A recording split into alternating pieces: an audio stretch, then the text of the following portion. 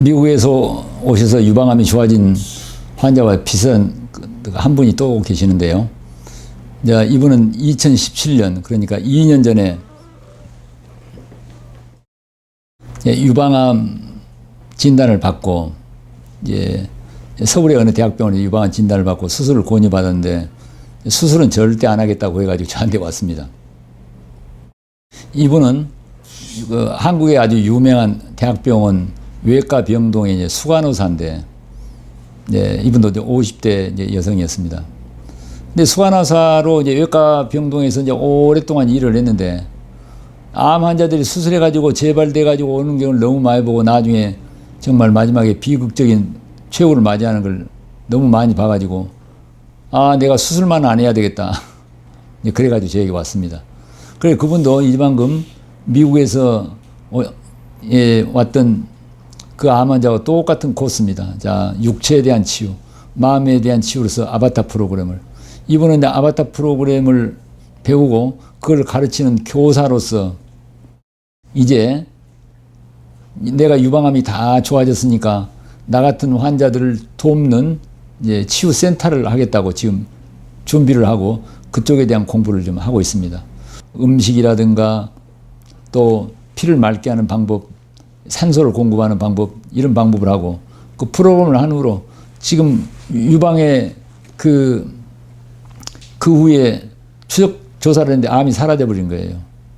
자, 이런 걸 보면은, 자, 암은 수술 항암제 방사선이 유일한 치료가 아니라 다른 길도 있다는 걸 우리가 배울 수가 있습니다. 저는 외과 의사 해가지고요, 제가 외과 전문의 시험을 볼 때 암에 대한 3대 치료를 쓰시오. 그러면 수술 항암제 방사선이었습니다. 그래서 저는 그것만이 유일한 길이라고 한때 그렇게 믿은 적이 있습니다. 그런데 지금은 그렇게 믿고 있지 않습니다. 다른 여러 가지 길이 있을 수 있다. 우리가 산 정상에 오르는 길이 딱 하나만 있는 게 아니라 여러 개가 있다는 것을 산 정상에 올라가서 보면은 다 알 수가 있는데, 산 중턱까지만 올라간 사람은 눈에는 자기가 가는 길 하나만 보이니까 산 정상에 오르는 그 길이 딱 하나만 있다고 착각을 할 수가 있습니다.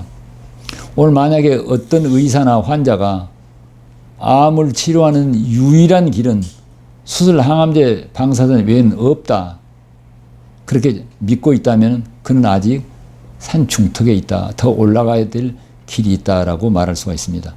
그렇다고 제가 산 정상에 도달한 의사다, 그걸 말하고 있는 것은 아니고요. 자, 그러니까 우리가 암 환자가 선택을 할 때 여러 가지 다양한 옵션이 있다는 걸 꼭 알아야 됩니다.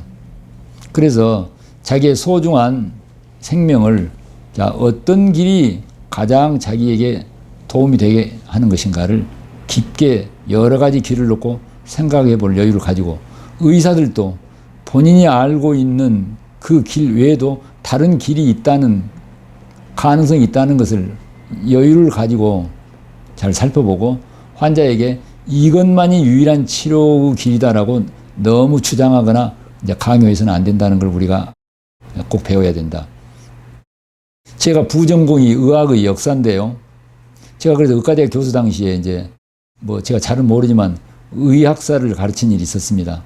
제가 그래서 그걸 조금 체계 있게 배우려고 미국의 위스콘신 대학이나 메이오 클리닉의 의학사 박물관이나 이런 데 가서 배운 일이 있는데, 수천 년 동안의 의학의 역사에서 우리가 배울 수 있는 교훈은 두 가지인데, 하나는 건강과 질병을 설명할 수 있는 단일 이론, 이것만이 옳다라고 하는 것은 영원히 존재할 수 없다는 것입니다. 과거에도 존재하지 않았고 미래에도 존재할 수가 없어요.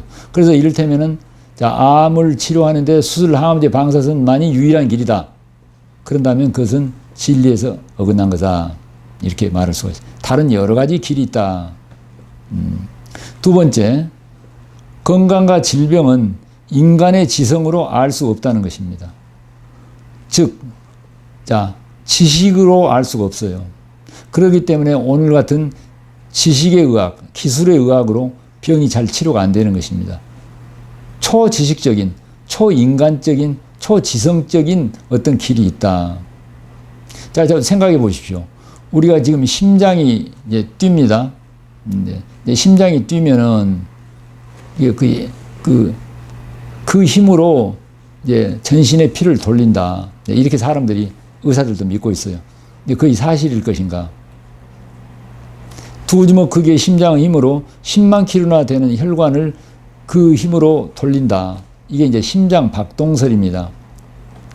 자, 17세기 영국인 생리학자 윌리엄 하베이가 심장에 펌핑하는 힘으로 전신의 피를 돌린다라는 학설을 발표했습니다. 근데 오늘까지도 그걸 믿고 있는 사람들이 많이 있습니다. 근데 그것은 조금만 생각해 보면 말이 안 되는 이야기예요.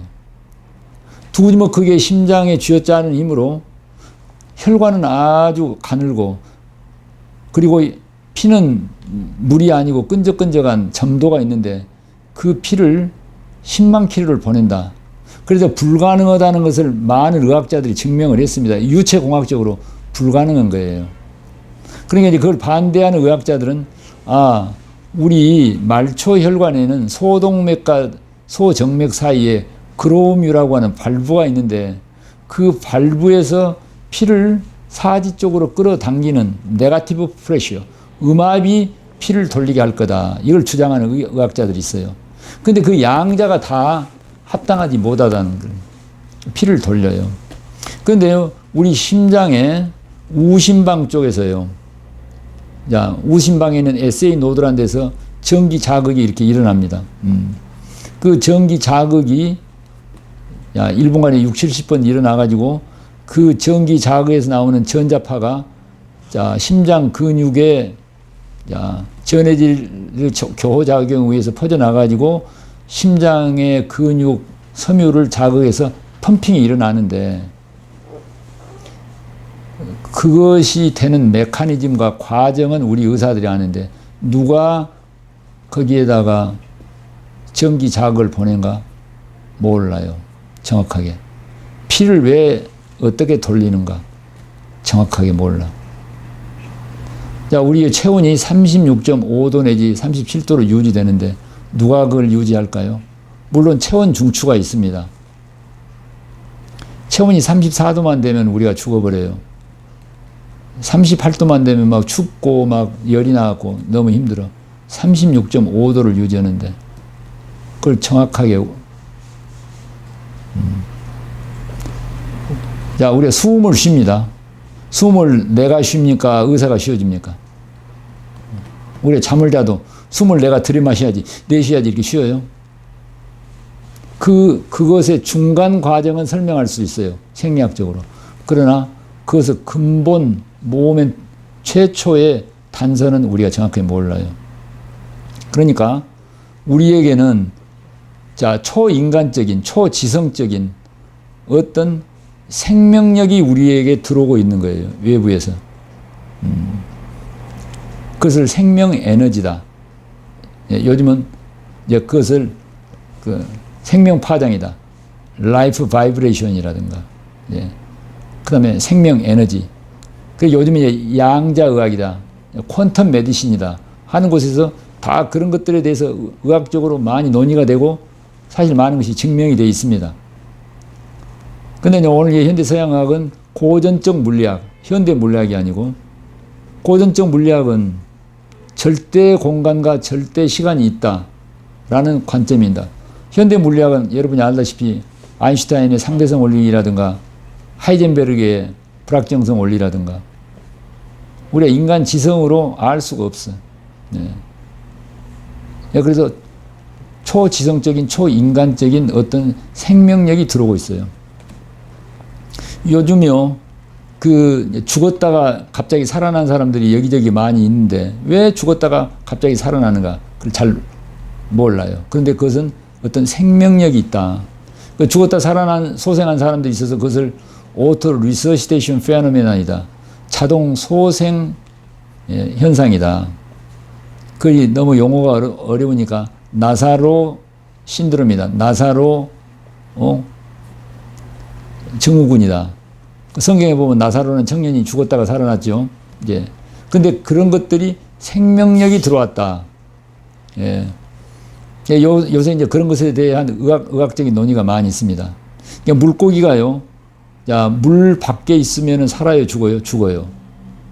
물 속에 있으면서 생명력이 들어와요. 근데 물고기는 물 속에 있으면서 자기가 물 속에 있다는 걸 알까요, 모를까요? 아마 자기가 물 속에 있다는 걸 잘 몰라요. 우리도, 인간도 생명을 넣어주는 생명 에너지의 바닷속에 우리가 살고 있는데 우리가 그걸 알아요, 몰라요? 우리가 감지를 못해. 자, 인간의 영역을 벗어난 것을 우리가 알지를 못해요. 그러니까 아까 두 번째 이야기, 의학은, 자, 질병과 건강은 인간의 지성으로 알 수가 없다. 치유는 인간의 지성의 의학으로 안 된다, 그 이야기입니다. 그래서 아까 2명의 유방암 환자가 수술이나 항암제를 안 하고도 좋아졌다. 왜 좋아졌을까요? 생명의 에너지가 그걸 좋게 한 거예요. 네. 자, 생명의 에너지가 우리한테 계속 들어오고 있는데, 심장으로 들어오고, 자, 여러 가지 경로로 들어오는데, 그 생명의 에너지가 들어오면은 그 생명의 에너지가 우리 몸에 생체 전자 파장으로 우리의 생명력을 전달해서 우리 유전자도 작동시킬 뿐만 아니라 우리의 생리의 모든 걸 다 관장을 하는데 그게 막혀버렸어요. 피의 흐름이 막혀버리고 생체 전기, 정전기가 막혀버리고 마음이 막히고 그래서 우리 동양의학에서는 통즉불통이라 잘 통하면은 자, 고통이 없고 병이 없는데 불통즉통이라 다 막히면 병이 있다.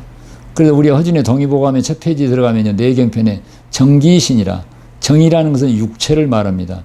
기라는 것은 생기를 말해. 신이라고 하는 것은 마음, 영적인 것을 말하는 거예요. 강물의 상류가 마음이고, 강물의 중류가 생기고, 강물의 하류가 육체를 말합니다. 근데 우리가 강물을 깨끗하게 하려면 강물의 하류만 정하게 가지고는 안 돼요. 강물의 상류와 중류와 하류를 해야 되지. 마음과 생기와 육체 전체를 잘 흐르고 통하도록 할 때 그 인간 전체를 치료할 때 병이 치료된다. 그래서 아까 그 2명의 환자가 자, 초인간적 방법, 생명 에너지의 방법으로 치유된다는 걸 우리가 알 수가 있습니다. 그래서 우리 현대 서양 의학의 제2의 히포크라테스다 또는 의학의 황제라고 일컬어지는 파라켈수스가요, 르네상스 시대의 위대한 의사이자 의학 사상가인데 이분이 자, 의과대학 교수가 된 첫날, 스위스 바젤 대학의 의과대학 교수로 부임한 날, 당시에 그 정통의학 교과서가 이제 갈레누스 의학인데 그 당시에 학생들이 막 달달달 외우고 있는 정통의학 교과서를 교탁 위에 올려놓고 학생들 보내서 불태워버렸습니다. 예. 정통의학이야말로 의학의 발전을 가로막는 가장 큰 장애다. 우리가 보고 따라 배워야 될 책은 오직 환자뿐이다. 환자만을 잘 관찰하라. 그리고 고정관념과 헛된 굴레를 벗어 던지고 오직 사실과 진리만을 추구하라. 자연을 관찰하고 자연의 척으로 돌아가라. 그러면서 그분이 남긴 이야기 중에 치유력은, 즉 우리 사람의 병을 치유하는 치유의 힘은 의사에게서 나오는 게 아니라, 의사와 의학에서 나오는 게 아니라 자연으로부터 나온다. 따라서 의사는 마음을 넓게 하여 오직 자연으로부터 다시 출발하라. 이런 유명한 가르침을 남겼습니다. 그러니까 치유력은 의학의 교과서나 의사가 쓰는 수술이나 약에서 나오는 게 아니라 자연으로부터 온다. 자연 속에 있는 생명 에너지로부터 나온다. 그래서 그 생명 에너지를 믿어라. 그 이야기입니다. 그래서 오늘 그 암에서 자연 치유된 2명의 그 여성 유방암 환자는 이러한 자연을 믿었기 때문에 자연 속에 있는 생명의 에너지를 믿음고 그것을 잘 받아들여 관리함으로써 병에서 치유된 성공 이야기였습니다.